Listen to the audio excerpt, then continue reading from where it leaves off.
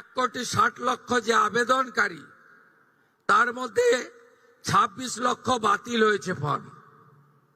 তারা criteria fill up করেননি। যে ক্রাইটেরিয়ার কথা মাননীয় মালতী দি একটু আগে বলেছেন, কারা কারা যোগ্য বিবেচিত হবেন না।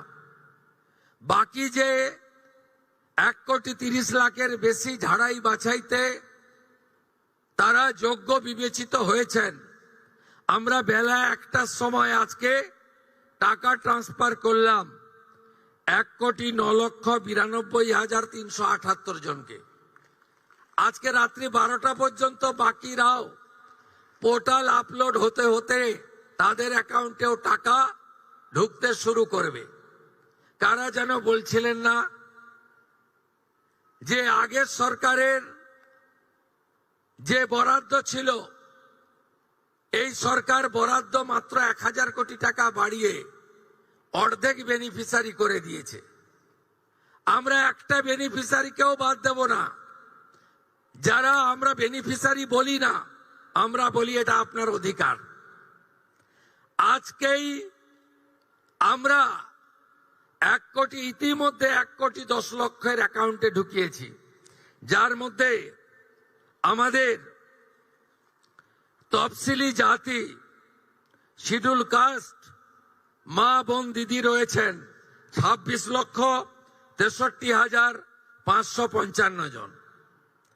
আমাদের মূলবাসী আদিবাসী মহিলা রয়েছেন 49,04,93,139, 5 কোটির কাছাকাছি, 5 লক্ষের কাছাকাছি।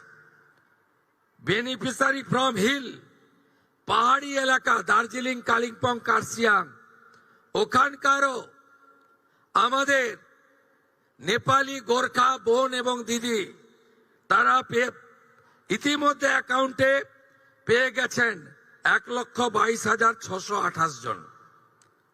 আমরা লক্ষ্মী ভান্ডারের যে 2 কোটির কাছাকাছি লাস্ট অ্যাকাউন্টে গেছিল, আমরা যখন সার্ভে করলাম, আমরা দেখলাম 27 লক্ষ এমন লোকের, মহিলার নাম আছে যারা ভারতীয় নন বা ভোটার লিস্টে নাম নেই। এক্ষেত্রে কিভাবে মৃত ব্যক্তির নাম আছে, এখানে থাকে না এমন লোকের নাম আছে, 3 জায়গায় ভোটার লিস্টে নাম ছিল, 3 জায়গায় টাকা অ্যাকাউন্টে ঢুকছিল, এমন লোকের নাম আছে। আমরা এই লোকেদের নাম কেটেছি, কারণ সরকারের টাকা ভারতীয় ছাড়া অন্য কেউ পেতে পারে না, কোনো অভারতীয় পেতে পারে না। আমরা এই ক্ষেত্রে ছাড় দিয়েছি।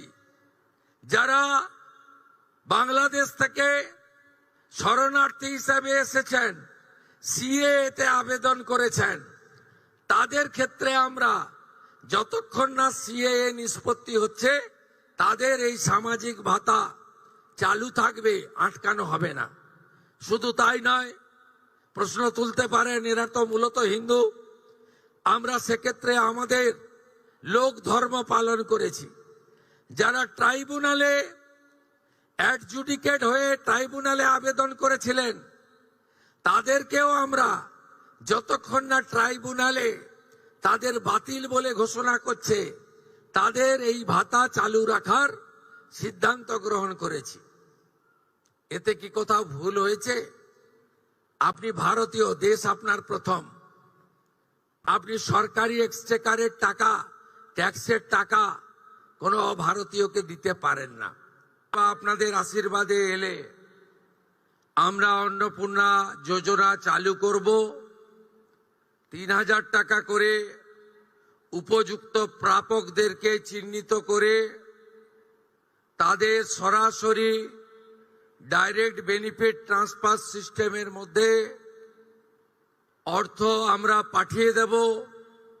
তাই তিনি যে গ্যারেন্টি দিয়েছিলেন, সেই গ্যারেন্টির আজকে পূরণ করার দিকে আমরা অনেকটা এগিয়ে গেলাম। তাই প্রধানমন্ত্রীকে রাজ্য সরকারের পক্ষ থেকে মাতৃশক্তির পক্ষ থেকে ধন্যবাদ এবং প্রণাম জানাই।